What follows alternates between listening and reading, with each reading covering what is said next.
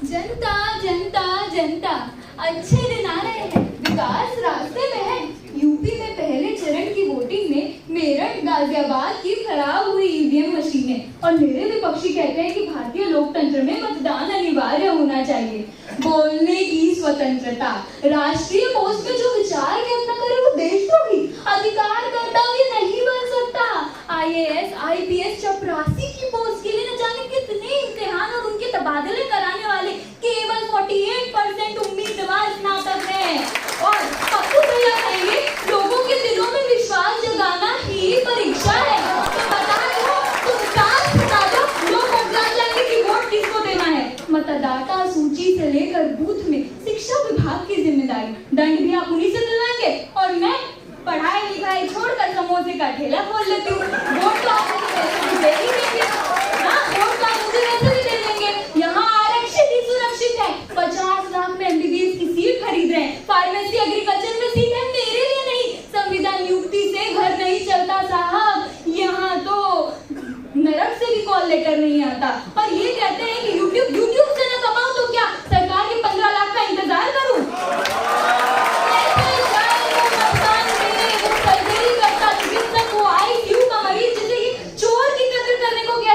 आरोपों का सामना करने के बावजूद आजाद सांड की तरह घूमने वाले 2009 में 14% और 2017 में 17% मतदाता उम्मीदवार की जो संख्या बढ़ गई है, क्या ये लोग मेरे देश का उत्थान कर सकते हैं? तारीख पे तारीख दशकों लगाने वाली न्याय प्रणाली, 5 ट्रैक केसेस तो हमारे खुद के चल रहे हैं। बताइए अरे आप ही बजट प्रहारक है, अनिवार्यता ला देते हैं, उसके बाद ऑप्शन ही क्या है मित्रों? पेनल्टी क्यों दूं मैं, जब मुझे यही नहीं पता मेरे पैसों से कितने बार पुल बनाकर तोड़ दिए जाएंगे, या 80 साल के बुजुर्ग को खाट समेत उठाकर पन्ना चाचा जीत जाएंगे। षड्यंत्र बड़ी गरीब है प्यादा, विकास दर अभी भी आधा। जाकर उस ICU के पेशेंट से पूछिए जिसके जान से ज्यादा दस्तावेजों और पैसों को महत्व दिया जाता है। रेमडेसिविर की कालाबाजारी में पापा खुद को आज तक कोसते हैं, लाखों का खर्चा हो गया था। और आप इसके बाद कहते हैं कि माँ बाप को जो वृद्धाश्रम छोड़ाते हैं, क्या वे गलत नहीं? ऐसे मतदाताओं से हमारे देश का उत्थान होगा? गरीबी, भूखमरी, भ्रष्टाचार, आम का आचार, कानून, शिक्षा, चिकित्सा, जनजाति, आदिवासी, परवासी, OBC, CBSE जो 72 सालों में ना हुआ, पप्पू भैया करके दिखाएंगे। भगवान कसम, मतदान के बाद ही आपको नजर नहीं आएंगे, क्योंकि पापा कहते हैं बड़ा नाम वही बेटा जो अनिवार्य रूप से स्कूल में उल्टी गंगा बहाता था, आज कुर्सी में दिखाई नहीं देता। अरे पारदर्शिता के नाम पर UPSC मेडिकल के पेपर लीक हो रहे हैं और इन्हें मतदान की पड़ी है। कल मैं सड़क पर गिर गई।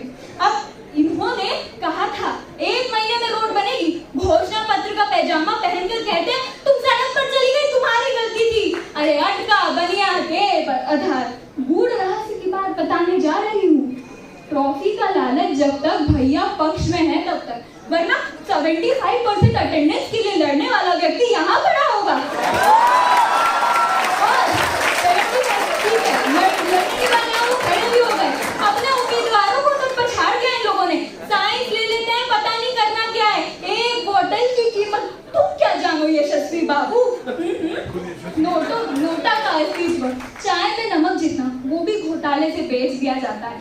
इटली में 93 में, नीदरलैंड्स में 1967 में अनिवार्य मतदान को रद्द कर दिया गया था।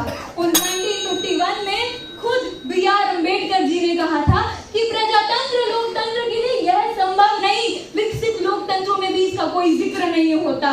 2017 में 600 में और आज 1100 में बिकने वाले गैस सिलेंडर्स, तात्पर्य तो आप ऐसे समझ ही गए होंगे। पहले आप जनगणना करवाइए, उसके बाद अपनी रटी हुई गणना का ढोंस दिखाइएगा। अंत में मैं बस यही कहना चाहूंगी कि विद्या कीर्ति पालनम ब्राह्मणानां दानम भोगो मित्र संरक्षणम च येषामेते षड्गुणाः प्रवृत्ते को वर्स्ते तेषां पार्थिवोपाश्रये। धन्यवाद।